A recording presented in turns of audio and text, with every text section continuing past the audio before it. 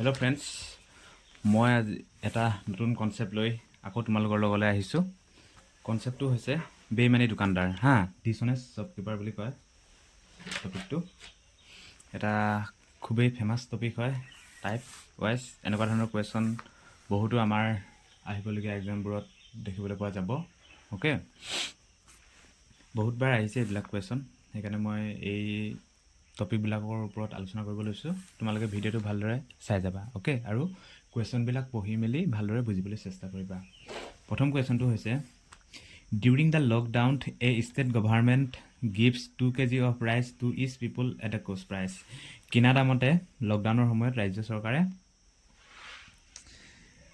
জনসাধাৰণক 2 kgকৈ চাউল দিব বিচাৰিছে দিছে। But uses false weight of 1800 gram instead of 2 kg। Find the government profit percentage. 2 kg দিয়া ঠাইত 1800 গ্ৰাম দিছে বা 200 গ্ৰাম এটা কমাই কেনে দিছে গভৰ্ণমেণ্টৰ প্ৰফিট কিমান হৈছে বুলি কৈছে। অ'কে, কুৱেশ্যনটো ভালদৰে পঢ়ি বুজিবলৈ চেষ্টা কৰা। অসমীয়াত এবাৰ পঢ়ি দিছোঁ। লকডাউনৰ সময়ত এখন ৰাজ্য চৰকাৰে প্ৰতিটো জনসাধাৰণকে 2 kg চাউল খৰচ মূল্যত দিয়ে, কিন্তু 2 kg পৰিৱৰ্তে 1800 গ্ৰাম ভুৱা ওজন ব্যৱহাৰ কৰে। চৰকাৰী লাভৰ শতাংশ কিমান হ'ব সেইটো আমি উলিয়াব লাগে কিমান শতাংশ হ'ব। অ'কে, এনেকুৱা ধৰণৰ কুৱেশ্যনখিনি তোমালোকে কেনেকৈ কৰিবা মই দেখাই দিছোঁ। ইজি ৱেত মই ইজি ৱে বুজাবলৈ আহিছোঁ। ইয়াত কোনো বিশেষ নহয় একো। তোমালোকে এক্সাম এপ্ৰ'চ কেনেকৈ কৰিবা বা কেনেকৈ প্ৰিপেয়াৰ কৰিবা সেইখিনি বুজাব আহিছোঁ প্ৰথমতে লিখি ল'বা, ঘৰ লিখিবা, এইটো বাহিৰত লিখি ল'বা। ইংলিছৰখিনিয়ে লিখিবা ইয়াত হোম বা এইটো আউটত লিখি ল'বা আউট বুলি লিখি ল'বা। এতিয়া সি নিজে দিছে কিমান, সেইটো ঘৰত দিছে কিমান, মেইনলি দিছে কিমান 1800 গ্ৰাম, দেখাইছে কিমান 2 kg মানে 2000 গ্ৰাম, হয় নহয়? কিমান দেখাইছে 1800 গ্ৰাম দিছে, কিন্তু দেখাইছে কিমান 2000 গ্ৰাম। এতিয়া এইটো হ'ব 0 0 কাটি দিলোঁ, 0 0 কাটি দিলোঁ। তাৰপিছত এইকেইটা যদি ৰেচিঅ' লওঁ, 2 2 9 গুণ 18, 2 10 গুণ 20 ইহঁতৰ মাজত কিমান বাঢ়িছে, ডিফাৰেঞ্চটো কিমান 1। নট কিমান প্ৰফিট পাইছে, নট 1। প্ৰফিট পাৰ্চেণ্টেজটো এনেকৈ উলিয়াব লাগে 11%। অ'কে, একেবাৰে ইজি, এইটো এনচাৰটো হয়। অ'কে, একেবাৰে ইজি। প্ৰথমে তোমালোকে চাবা কুৱেশ্যনটো ঘৰত কিমান দিছে, মানে মেইনলি দিছে কিমান, এইটো ঘৰ হোম বা এইটো আউট, আকৌ এবাৰ বুজাই দিছোঁ মেইনলি দিছে কিমান সেইটো ঘৰত দিবা। সঁচাকৈ দিছে কিমান 1800 গ্ৰাম এইটো 2 kgটো যদি গ্ৰামলৈ মিলাই লওঁ তেতিয়া 2000 গ্ৰাম হ'ব এইটো 2000, কিন্তু দেখাইছে কিমান আউটত দেখাইছে কিমান 2000, হয় নহয়? এইটো 0 0 কাটি দিলোঁ, ৰেচিঅ'তহে আছে এইটো 2 9 গুণ 18, 2 10 গুণ 20। নট 1 লাভ কৰিছে, হয় নহয়? এতেকে 1/9 ইনটু এইটো যদি পাৰ্চেণ্টেজ কিমান পাৰ্চেণ্টেজ পাইছে, নট 1 হ'লে 11.1%। অ'কে, একেবাৰে ইজি।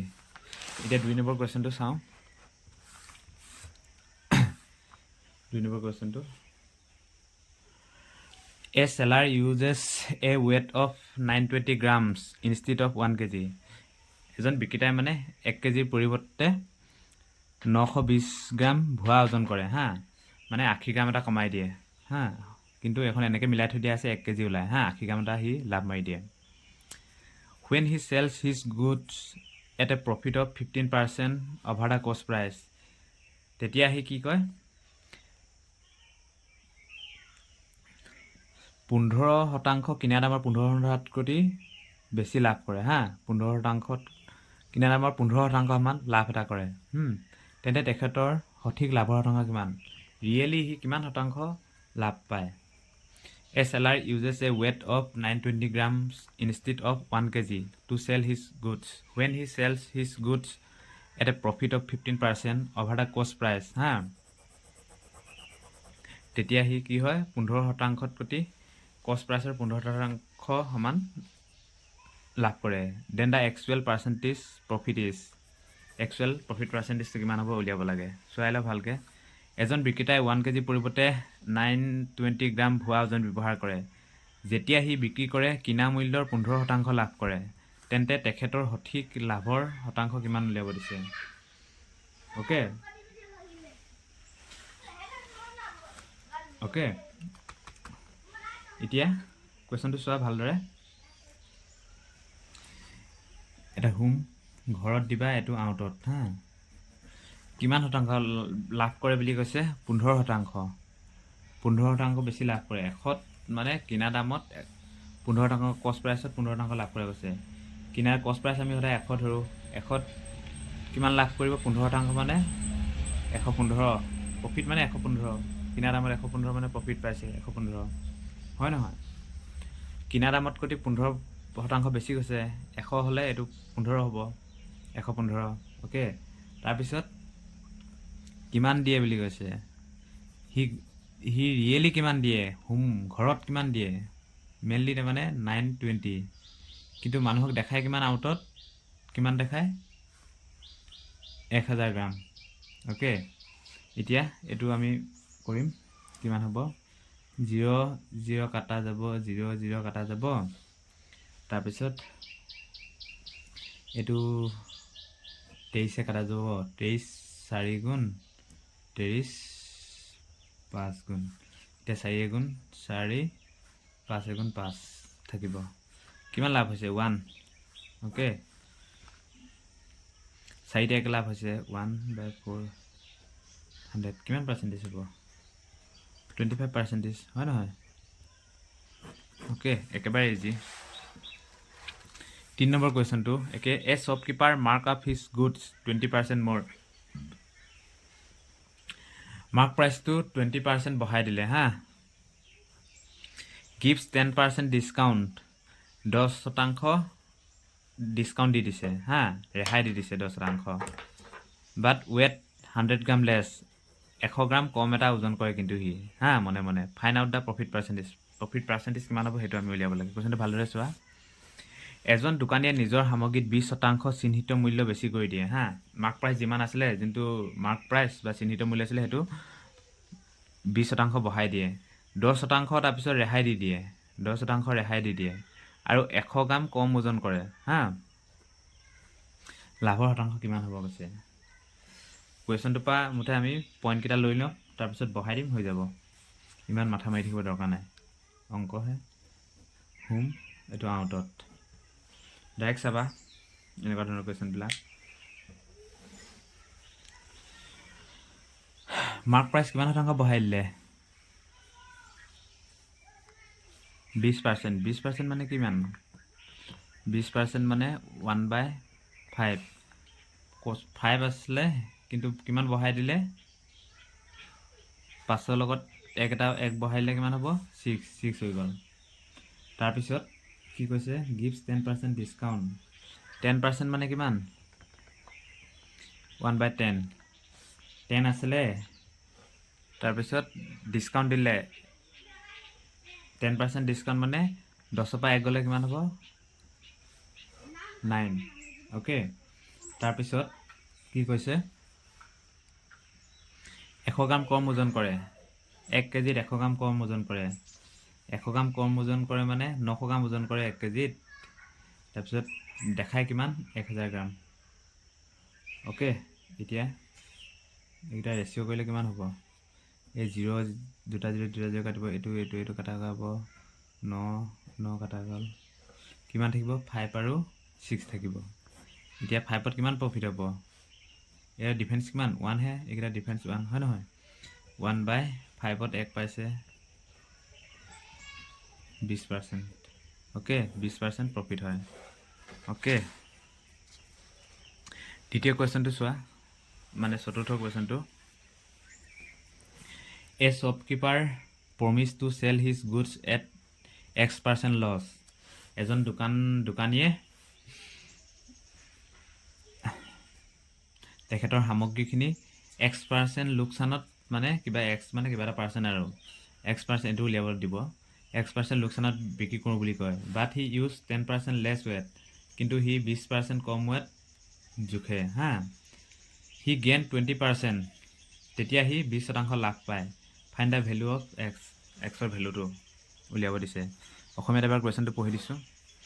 এজন দোকানীয়ে তেখেতৰ সামগ্ৰী X% লোকচানত বিক্ৰী কৰিছোঁ বুলি দাবী কৰে হা কিবা এটা শতাংশ আৰু ইমানত লোকচানত দি দিছোঁ বুলি কৈছে সি 20% কম ওজন ব্যৱহাৰ কৰে আৰু 20% মেচিনটো এনেকৈ বনাই থৈ দিছে 20% কম ওজন হয় হা সেয়ে সি 20% লাভ কৰে প্ৰফিট সি তেতিয়া কিমান পায় 20% পায় ইয়াত এক্সৰ মান কি হ'ব আমি সেইটো উলিয়াব লাগে অ'কে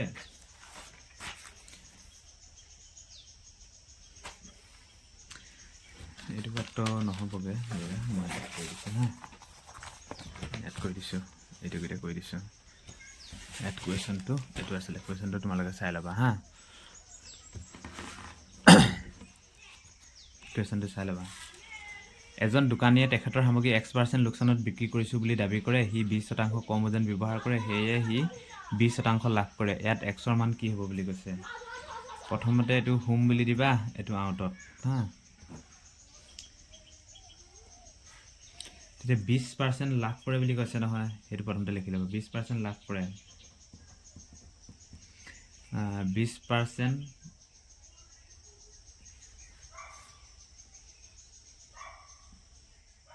20% লেছ ৱেট 20% মানে কিমান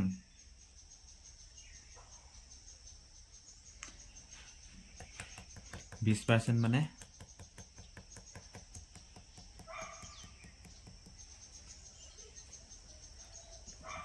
20% মানে 1/5